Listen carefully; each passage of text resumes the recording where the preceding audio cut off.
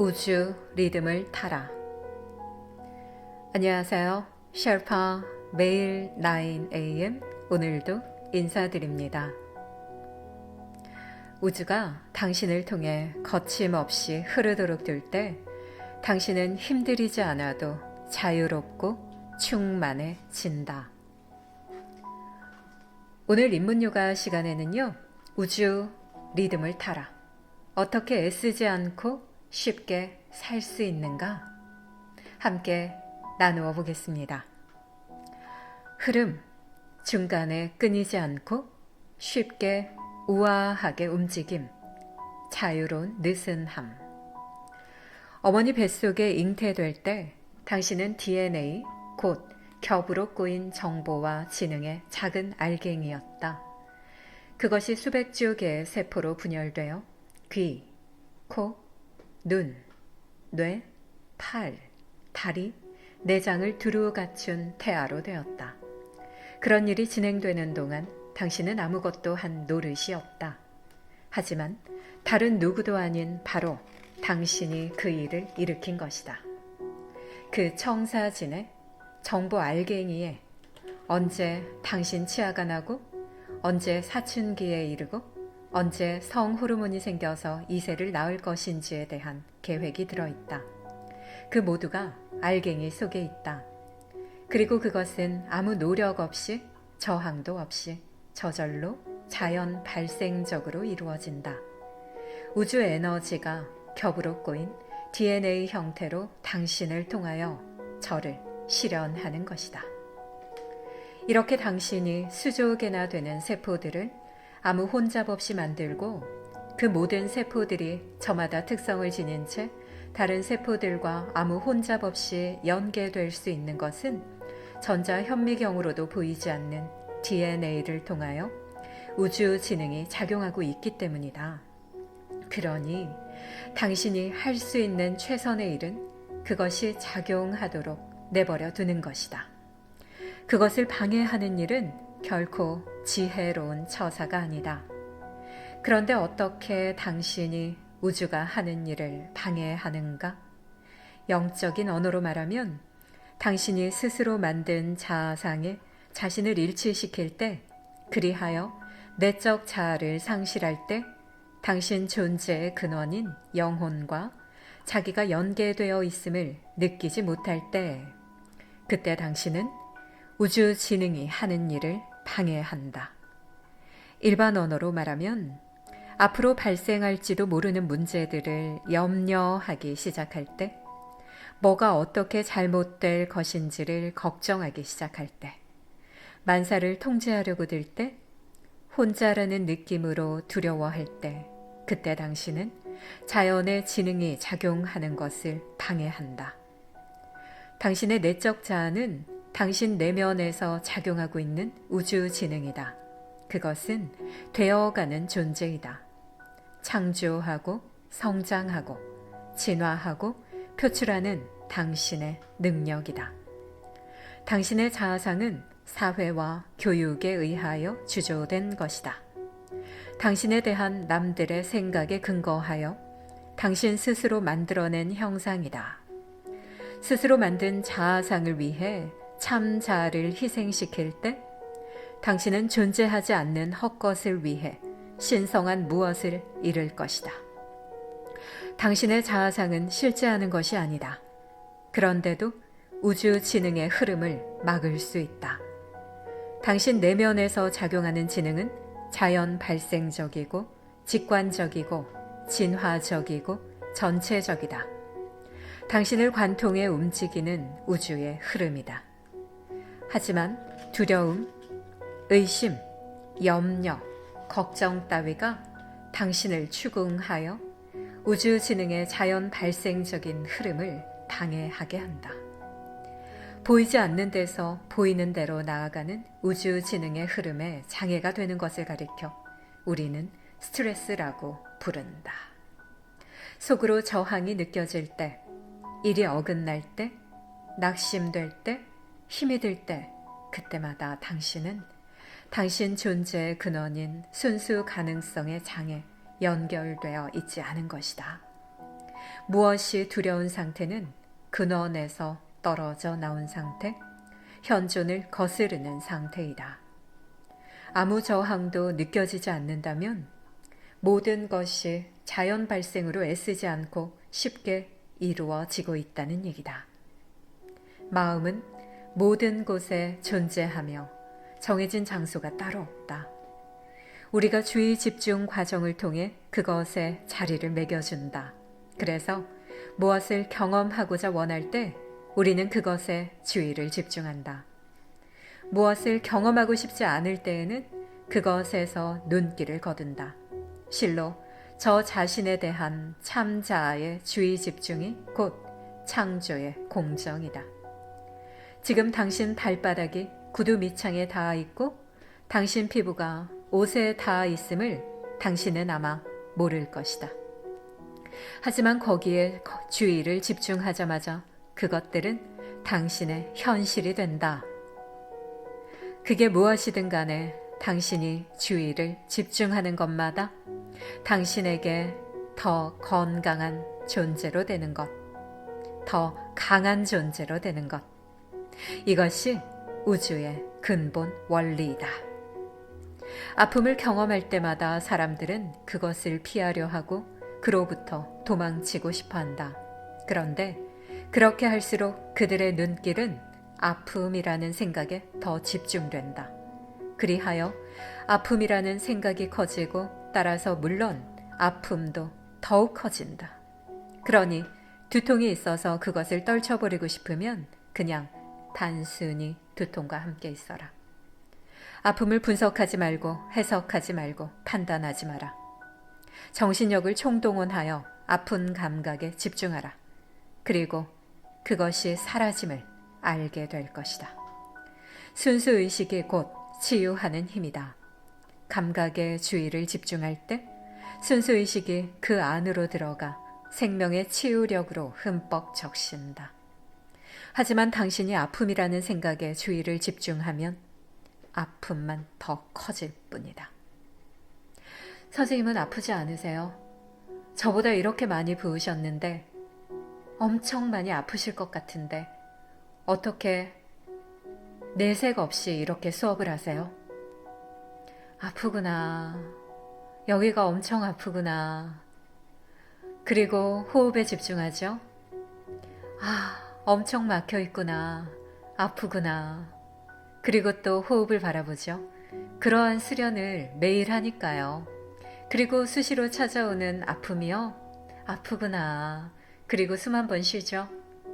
그러다 보면 여러분들이 수련하는 모습에 또 바로 온전히 집중이 되죠. 그리고 그것에 온전히 집중하다 보면 아픈 것이 온데간데 없이 사라져 있거든요. 이런 대화를 자주 나누게 됩니다. 생각을 넘어설 때, 아픔이라는 관념을 넘어설 때, 그때 당신은 생각하지 않는다. 그 의식의 차원에서 한 목격자로서 당신 몸에 집중한다. 이런저런 관념을 생각하지 않고 그냥 깨어서 바라본다. 당신이 생각할 수 있는 모든 것이 하나의 관념이다. 아픔도 관념이고 괴로움도 관념이다. 행복도 관념이고 불행도 관념이다. 공간도 관념이고 시간도 관념이다. 풍요도 관념이고 궁핍도 관념이다. 존재하는 모든 것이 존재하기 전에 먼저 우리 머릿속에 관념이었고 생각이었고 개념이었고 욕망이었다. 그러나 생각의 근원, 생각 뒤에 있는 생각하는 자는 관념이 아니다. 그것은 순수 존재여 순수 가능성이다. 내가 여기에서 저기로 가려는 마음을 먹을 때 내 몸이 여기에서 저기로 간다. 구태여 몸한테 여기에서 저기로 가자고 말하지 않아도 저절로 몸이 간다. 밤에 자리에 들 때에도 자, 몸아, 이제부터 깨어있는 상태에서 잠든 상태로 너를 바꾸어라 하고 말하지는 않는다. 나는 잠을 시도하지 않는다. 잠자고 싶은 내 마음 안에 깨어있는 몸을 잠든 몸으로 변형시키는 공정이 들어있다.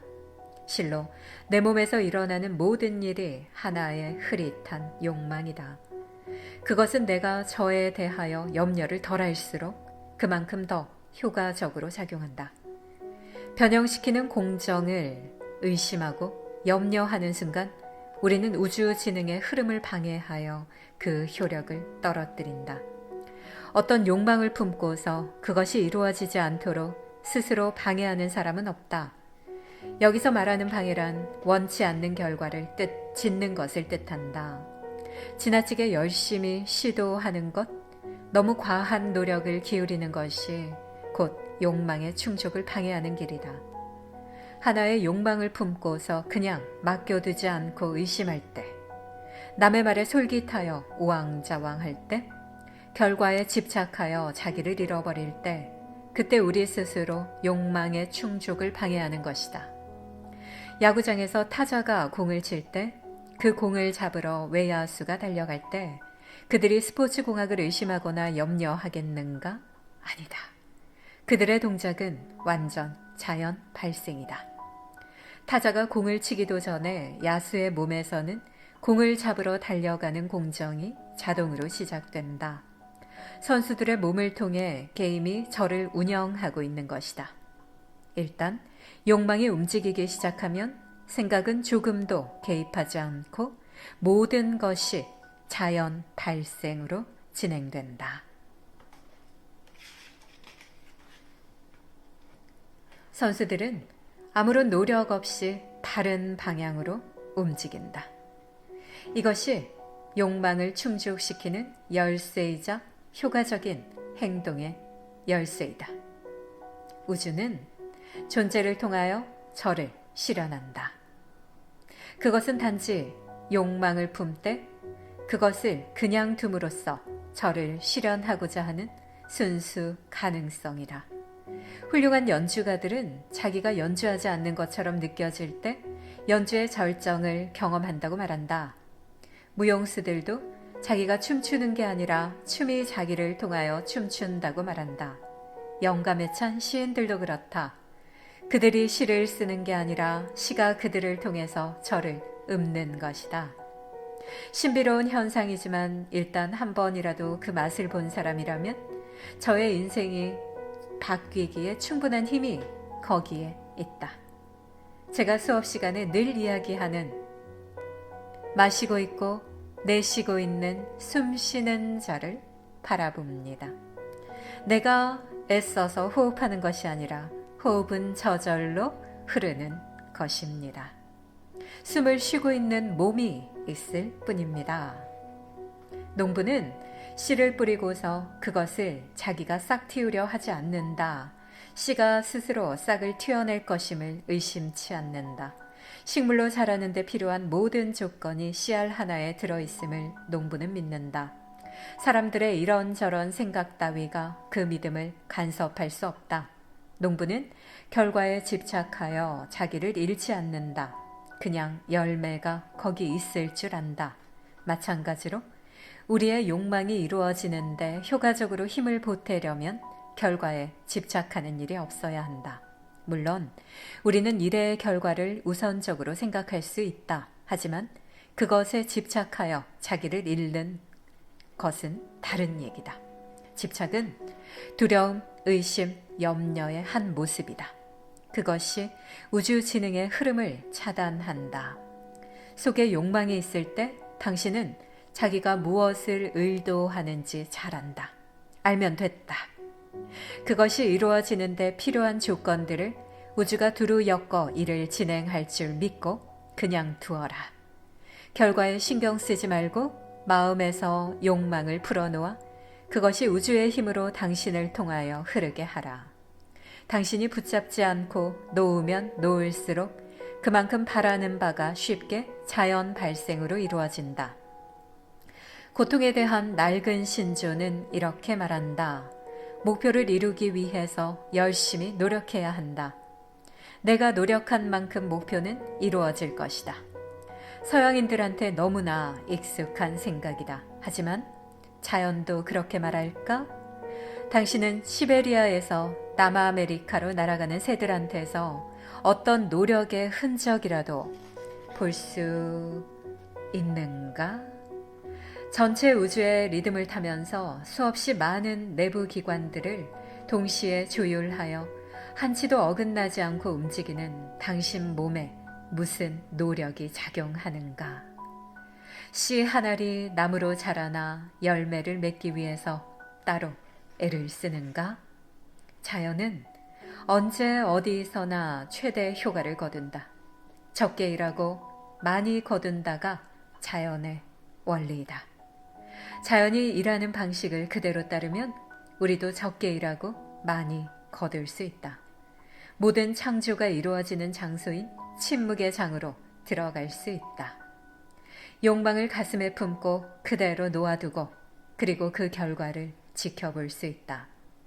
일이 기대한 대로 되지 않을 때에도 자기보다 훨씬 유능한 우주의 섭리를 신뢰하여 일이 어떻게 되어야 한다는 본인의 생각을 비울 수 있다. 높은 데서 내려다볼 때 전체 그림은 결국 우리를 위하여 좋은 그림이다. 전체 우주의 큰 목적에 들어맞는 작은 목적들이 우리 모두한테 있음을 우리는 안다. 그러기에 우리는 우주가 우리 편임을 믿고서 모든 것을 받아들이며 붙잡지 않는 것이다. 기억하자, 농부는 씨를 뿌리고 그냥 내버려 둔다. 그냥 버려 둔다. 자기 밭에 주의를 집중하고 조건도 이유도 없이 집중하고 조금도 의심하지 않는다. 당신도 그렇다. 당신 안에 무슨 목표가 있는지 알아차리고 그것에 집중하라. 그리고 의심하지 마라. 그 일을 이루고자 따로 노력하지 마라. 당신의 바라는 일이 저절로 이루어질 것이다. 때를 기다렸다가 이윽고 때가 되면 자연 발생으로 아름다운 꽃을 피우고 무성한 나무로 자랄 것이다. 우주 리듬을 타라. 우주가 당신을 통해 거침없이 흐르도록 둘 때 당신은 힘들이지 않아도 자유롭고 충만해진다. 하나만 덧붙여 보겠습니다. 어제 수업 시간에도 한 이야기인데요. 그저 내가 살아있는 동안 내가 조금 더 관심 가질 것은 호흡. 내가 이 세상에 엄마 뱃속에 존재했던 순간부터 함께했던 호흡. 내가 이 생을 마감하는 날, 이 생과 현세와 작별하는 날, 끝을 다하게 되는 호흡. 그 호흡에 관심을 가져볼 일입니다. 쉘파 매일 9am 오늘도 함께 해주셔서 감사합니다. 안녕히 계세요.